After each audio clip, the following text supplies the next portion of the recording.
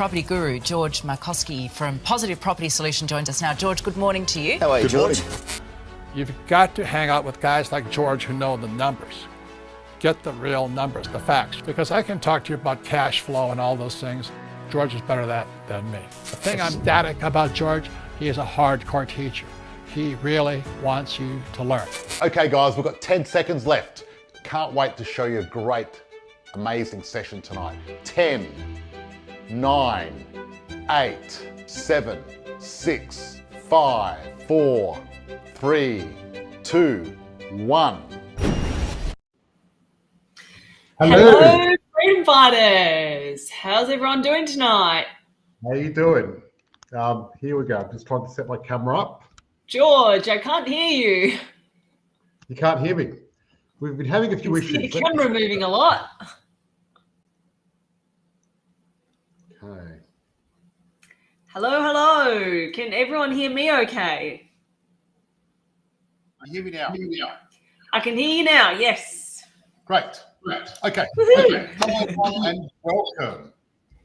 Now, we've got a great session today. We're going to be talking about interest rates and what's happening with interest rates. This is going to be an interesting session because, okay, the RBA have finally done it. They've done it. Interest rates have gone up. They have Right. passed them down, have they? They have, yes. So they've gone up by 0.25%. What I want to do tonight, I'm going to explain to you what this means for the property market, what it means for investors, what it means for owner-occupiers. And look, the fact of it is, at the end of these rate hikes, because there's going to be a series of them, right? There's going to be some winners. There's going to be a lot more losers. And some losers.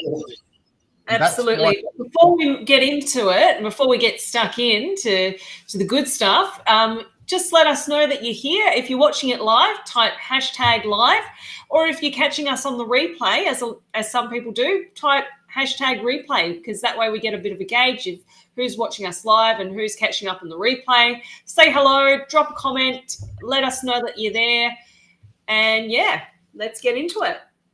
Well, we've got someone on LinkedIn that said hello there. How are you? That's great. Now, Joining us. it's interesting because what I want to do is I want to talk about some interesting stuff. I want to talk about the interest rate rise, but really at the end of the day, what does it mean for you if you're an investor, owner, occupier, and how it's going to be different?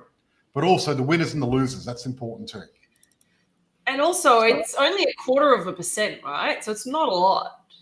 Yeah, look, it doesn't. The 0.25% may not be that important, but you've got to understand what's happening with interest rates. Okay. Right? They're planning quite a few hikes. Right. So they're going to stagger them, right? We don't want to get caught up in this. It's only this, only that. We really want to take it seriously. And people that don't take it seriously are going to be in trouble. Okay. Actually, there's going to be a lot of people that are in trouble. That's the point. That's what I want to talk about tonight, about what it means to people. It's very important. The fact of it is, I mean, this is just the beginning. This is the first one. So I've been getting lots of emails, lots of texts since this happened by a lot of people. And that's why I thought we should really drill down and explain to people what happened, why it's happened, everything else like that, right? So basically the board decided to increase the cash rate target by 25 basis points. So they've gone from 0.1 to 0.35, right? Yep. And you're right. This is small, right? Mm-hmm. That's the factor. But why have they done this? The important thing is knowing what. Sorry? It's tiny. It's Marlow. Yes, it is. But we're gonna understand why have they done this and what's going on. What's the bigger picture? Right. And the reason they've done this is because during COVID, we had a pandemic, and the government decided to use quantitative easing to take off the bit of the financial pressure. Quantitative easing in layman's terms is? Quantitative easing is when the government create bonds, right? And they on these bonds they have an interest rate, and they sell these bonds to get more money, and they get the RBA, the central bank, to print money, so they get more money put in the economy. So therefore, more money goes into business, and into the economy. People get money, they spend it, and it goes around and helps the economy keep kicking. So is part of quantitative easing inflation? No, quantitative easing is there to help. It's funny enough, it's there to help the economy when things are going south. However, Right. what you said is one of the unintended consequences of quantitative easing is inflation. Right. Okay. So it causes inflation. It's an unintended consequence. Yeah. Got it. So how does it cause inflation? In a very subtle way, right? So Didn't seem that subtle. no, it does. It causes inflation in a very subtle way. And what it does, it actually, when you print money, you're increasing the supply of money. And what happens is you got more money in the system. And when you got more money in the system, everything else it goes down, which goes up in respect. So therefore, it's pushing the individual dollar down. Yes. Right? So, Yeah. so the more money you print, it's a bit like this. Let's say, for example, hard assets were boats in a harbour. And money was water. So if you poured more water into the harbour, what would happen to the boats? What would happen to them? Where would they go? They'd go. The boats would spread out more, wouldn't they?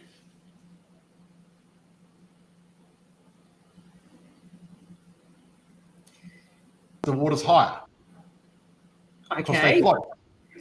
And Yes. therefore, that's the way printing money does that. So the government was printing a shit ton of money, right? They were printing like $5 billion a week and just pushing it out there, going nuts. So they printed a lot of money. And basically, what happened was it saved our economy. It made Australia the richest country in the world. And the unintended consequence is what it created this thing called inflation. Interesting. Now, inflation is what happens when things go up and cost more to buy. Yes. Now, inflation happens for many different reasons.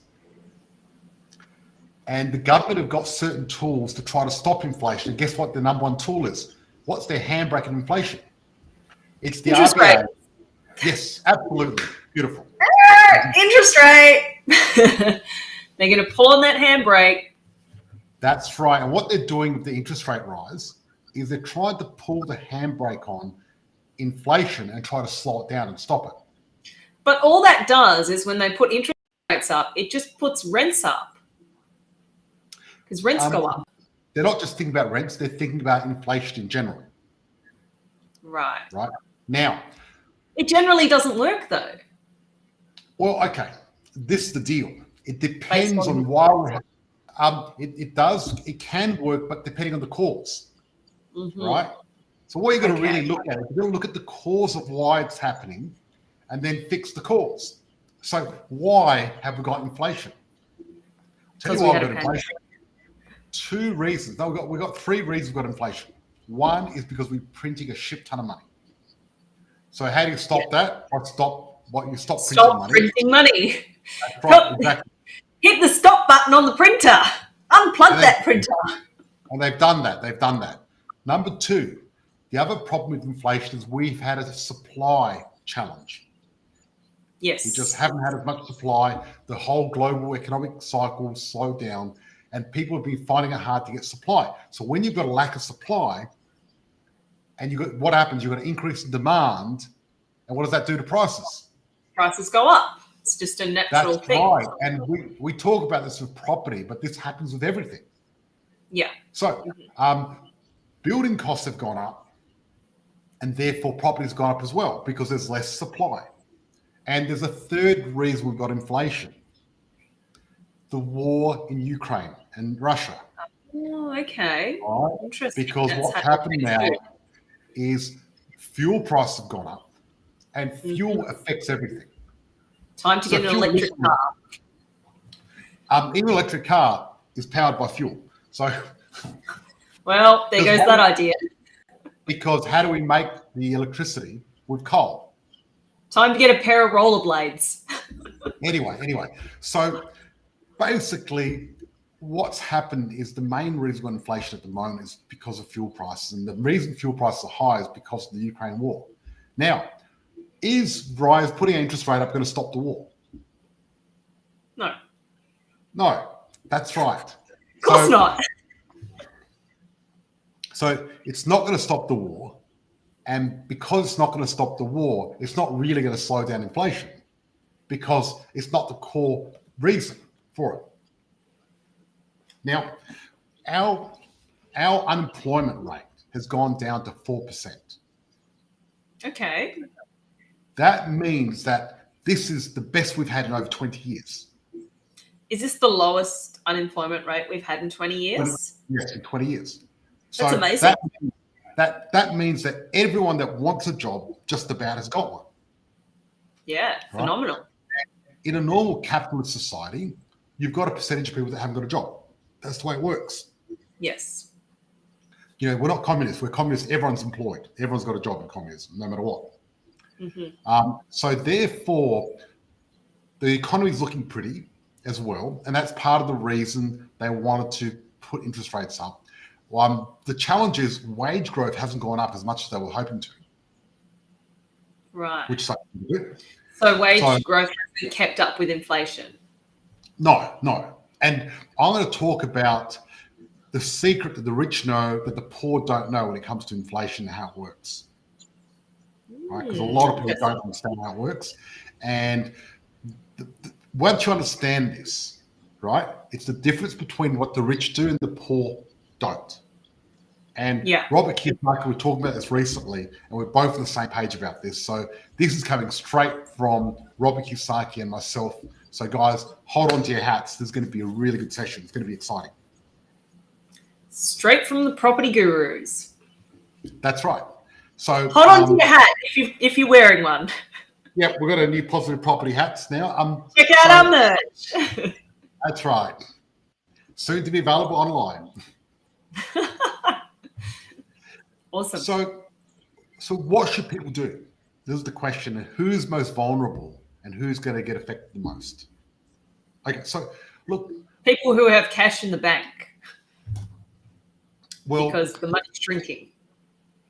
Yes, that's one thing because of inflation. Exactly. Because people that got cash in the bank, their money's shrinking because of inflation. Exactly.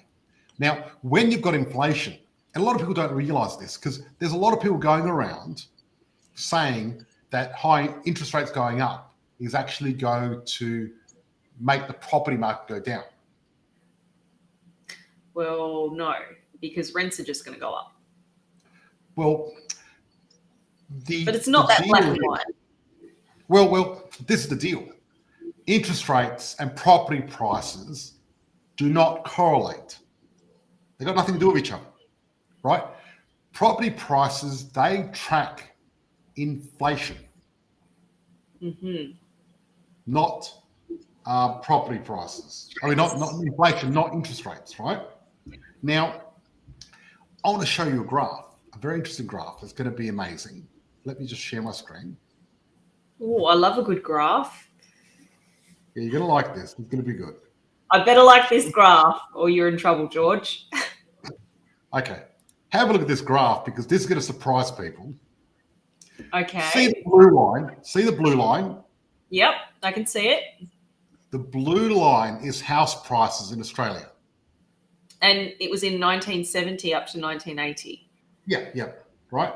Now, I'm just showing because what happened was between 1970 and 1980, what happened was there was oil prices went up. Yep. So what's happening now? In other words? Therefore, we had inflation, and this is what happened, right? And did they put interest rates up too? Yes. So you look at the blue line, right, which is nominal house prices, and look at the red line. Yeah. And the red line is real house prices. Now look at the difference there. What's the difference between real house prices and nominal house prices? Okay, so the nominal house price is what the real price is. And the real house price is when you take out the inflation, what it's really. But they actually went for 350, right? Yes. So I would consider that the real price. Yes. I haven't exactly labelled these very clearly. So No, they have. They've labelled it very clearly. So, I'll explain the graph to people watching listen to the podcast. There's a blue line, and the blue line goes really sharply up from 100 grand up to 350, and there's a red line that goes horizontally, and it goes up to 120,000. Yeah, and what this is saying is really what houses are doing is they're tracking with inflation and going up with inflation. It's the inflation pushing the houses up, and that's why they've gone up. Okay. Right? So that's what's happened. So the interesting part is, if you look at between 1979 and 80, house prices didn't go up a lot compared to if you take out the inflation, but the inflation pushed them up. So that's why they're so high. And why is this important? Because it's important because the real price didn't go up. The nominal price, which is what you pay for it, did go up. So therefore, there's still a cheap price to buy at that stage, even though they look expensive. That's just confusing. Yeah, it is. Doesn't make sense. So basically the number on the house, the price in the house is not important. It's the affordability that matters. Okay. And that's the important thing. That makes more sense. Yeah. Yes. Mm-hmm. And we're going to talk more about that because it's important. So what does 0.25 increase mean? Let me get a graph out and show you what it's going to mean. Okay, so this is what it means. So if you want to, Christina, so let's say you've got a 200,000 mortgage. Mm-hmm. At 2.75%, your weekly payments are $188. Yep. But if it goes up by 0.25, it's going to go up to $194. So it's going to be an extra $6 and 16 cents. Yeah. Not a lot. And on $1 million mortgage, yeah. On $1 million mortgage, an extra $30 a week. Okay. Still pretty affordable. Yeah. Yeah. So pretty affordable. So you're going to have to cut back on 2 lattes per week. Yes, but the deal is, it's people that aren't structured properly, they're going to get into trouble. Right. Yes. So I'll tell you who the groups of people that are getting in trouble. Mm-hmm. The people in Melbourne and Sydney, especially Sydney, that went all in for their dream home, principal and interest, owner occupier, and went all in and paid, over for some shitty little house in the middle of nowhere in Sydney because they had so much FOMO of missing out. Yeah, so you're talking about the people who brought at the peak of the market, who paid way over market price for the property just to get the home because they brought on emotions, basically. Yes, but also, one, they bought at the peak, they didn't know the property clock, they paid too much, they had the wrong structure, it's the owner-occupier. So they've got all of that against them. Yeah, and they pushed it right to the limit. So the challenge is, 0.25 is not going to make a difference to them. But they're predicting 6 of these rises over next year. Right. And 6 of these rises, as it goes up, after rise number 4, 5, 6, and 7, there's going to be people getting knocked out of the marketplace. Would it probably be a good time now then to maybe fix your interest rate? I think there's more important things to do than fix your interest rate right now. Okay. That's what I want to talk about. I'd like to hear those things. Because I'm thinking, shit, I'm going to call my broker and fix my interest rates before I get all these 6 rate increases that you predict. The banks have already factored that in already beforehand. Those dirty dogs, of course they have. So if you fix your interest rate, you're already paying the extra rate. They don't. Yeah, so they already predict what's going to happen. They factor it in. So that's what they do. So 9 times out of 10, if you don't fix your interest rate, you're better off. Okay. Variable rate normally wins. But if one out of 10 times, it's better to fix. Who knows when that will be? But if you're investing long term, if you're a numbers person you should bet that variable's better and your works better for long term. Okay. Right? That's what I do. I've had variable my whole life, and it's been working for me for over 30 years now. I've been ahead of the game every time. Hey, look, that's tried and tested as far as I'm concerned. Yep. So, what's happening with commodity prices? Remember I was saying commodity prices is going to be a boom? Yes. Well, look at this. Okay, Look interesting. what's happening. They've definitely gone up. Yes. So they're going up like crazy, and it looks like we're going to have a super cycle of commodity prices. That's exciting. What does that mean for us? Okay. What happened back in the 2000s when we had a massive property boom? What caused that? What fueled it? Commodity prices going up, created inflation, which pushed everything up. What I'm predicting, I'm predicting a second boom, bigger and better than the first one. Awesome. That's exciting. So if you thought the first boom was good, the COVID boom, hold on to your hats. Because the second boom is going to be bigger. Let me hear you say whale, whale.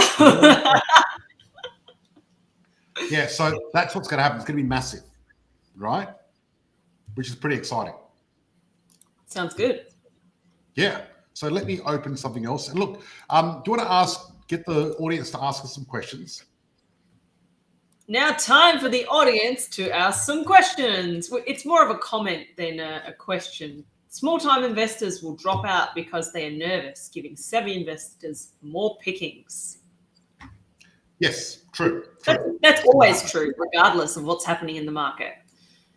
So it certainly is. The fact of it is, it's always going to be true. And I've lost our stream. There I am. Yeah. So small investors. But guys, what do you think is going to happen with rates? Do you think they're going to go up? They're going to go down? Who's thinking of fixing? Who's not going to fix? I'm very curious about the audience. If you're listening, let us know because I'm very curious. And if you've got any questions, what have you learned from our conversation tonight? Yeah, because what I'll do is quantitative easy. Yeah, quantitative easing. Now, what I want to do, guys, ask your questions now because I'm going to be wrapping it up soon. And once I wrap it up, I'm going to show you how I'm going to wrap this session up even better. We're going to wrap it up, put a bow on it, and we're going to land this plane. Yeah. So, what are the smart? Okay. So, do you want to know what the smart investors are doing? Yes, please. Okay. Let me show you what the smart investors are doing. And I'm going to just share my screen again. I always like to know what smart people are doing. Okay, someone said, hi, George, I have another Zoom meeting with Stacey tomorrow and looking at joining the Property Investors Group. Awesome. Well, if you have any questions, this is the time to ask me live. And we're on just about every Thursday night. Absolutely. Thursday night, perpetually. So I'm going to share my screen. And we'd love to have you as a part of our tribe. So welcome. So let me, okay, have a look at Stacey's this. great. She knows a lot about property. So you're in good hands with her. Yes, well, she's a property investor herself. And Stacey actually started off as a client, Yes. which is pretty awesome. You know what I mean? So, when you look at our coaches, when you look at our team, they were all actually started off as members. And that's what we call the dream team. That's right. So have a look at this. This is a typical cash flow calculator analysis. Can you see this? We're looking at a cash flow calculator here. Yes. Yep. And we've got an interest rate of 3.5 here. And if you look down here, this property in particular is positive $55 a week. Right? Yep. So what we're going to do here is I'm going to go here. And I'm going to go 3.75. That's a very cheap property, though. $365. Doesn't matter. I just picked something out of the blue, out of our. So yeah. And look at this now.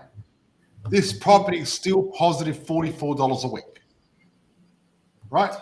This is the cash flow calculator. And you look here, right? And it shows you. So you look at this. You're paying 9%. Taxpayer's paying 20. The tenant's 71. Now, if we go back to the old rate, and rates have gone down since this is not a. See, you pay 11%. right? Because you're getting 11%. You're not paying that. So the reason I wanted to share that with you is the smart investors, what they do is they use a cash flow calculator and they use that to work out what's happening, right? Yes. So if I were you listening to this podcast or watching us on our live, what I would do is, what I'd like to do actually is offer you a copy of the cash flow calculator and our cash flow calculator training. Yep, someone already asked. John, good question. So guys, if you want to, please type in hashtag cash flow calculator, just hashtag cash flow. And what I'll do is I'll get my team to reach out and send you a link where you can download the cash flow calculator. But not only that, I'm also going to give you the training for the cash flow calculator so you can actually learn how to use it. And every time a rate goes up, what you can do is you can actually go and type it in and find out what's happening with your property. Awesome. Because this person that I just looked at, they're fine. You know what I mean? Okay, I'm a complete novice with property. I had always thought of going with fixed interest so that I knew what I'd be paying as opposed to variable where the percentage goes up and down. Yes, look, whenever you get more certainty, you end up with less money. Right? So let's say you put your money in the bank account and you know your money's safe in the bank, but how much money do you get paid? Yeah, that's right. Not much, right? Now, you put your money in shares and you put it in BHP and you get a good return, but you put it in some crazy new stock, you might get a huge return or you might lose it all. So the higher the risk, the more reward. That's right. And when you fix interest rates, 9 times out of 10, you're losing out and the banks are winning. So what you're going to do is get rid of your emotions, take your emotions aside, and you've got to think, okay, and put your investor's hat on, right? And think, okay, what did the wealthy investors do? What did the wealthy investors do? What did the successful people do? And this is the important part, right? The important part, the interest rate rise over the next 6 sessions, that's going to happen, right? Now, whether it happens as high as what they say it is or less, regardless, right? If you've got the right team and right strategy, you're going to be making money during this time. You'll get doing really well. Yeah, absolutely. You'll get ahead. Now, if you don't have the right team, you don't know what you're doing, and you run on emotion, and you don't structure right, and you don't know what you're doing, you're going to lose out. Now, because of inflation, if you decide to sit out this next property boom, you're screwed. And that's what a lot of people are going to do. A lot of people are going to sit out the property boom because they're scared of interest rate hikes. Yeah. And I like it when people sit out, not our members, but other people, to give us more opportunity to buy property. Because sitting out, when you're sitting out and waiting for property to go down, guess what's happening? If you've got no property, you can't make money out of property. You're not in the game. You've got to be in the game to win. You can't just sit on the sidelines and expect a result. The only way to make money out of property is actually having property. Yes. And the more property you have, and the more real property, that's why it's called real estate. It's real. And when inflation goes up, the soft assets don't normally go up, but the hard assets do. Yeah.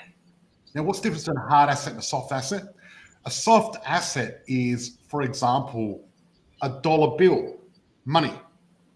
Money is a soft asset. Wow. Shares are soft. Bonds are soft. And guess what happens to soft assets? They're not going to go up. They may go down. They may stay the same, but they're going to go down in relative value. Yeah. Now, a hard asset like a property is real. You can touch it. It's made out of bricks and mortar. Hard asset's going to go up. And you seriously want to have as many hard assets as you can during a boom because that's going to make a massive difference. Yes. This is literally going to be the biggest distribution of wealth in the last 100 years. That's how important it is. You look at the last 100 years, what's happening next is the biggest wealth distribution in the last 100 years. So if you're one of the few people that are fortunate to have the right team and right people to help you, you're going to be sitting pretty at the end of this boom, really doing well.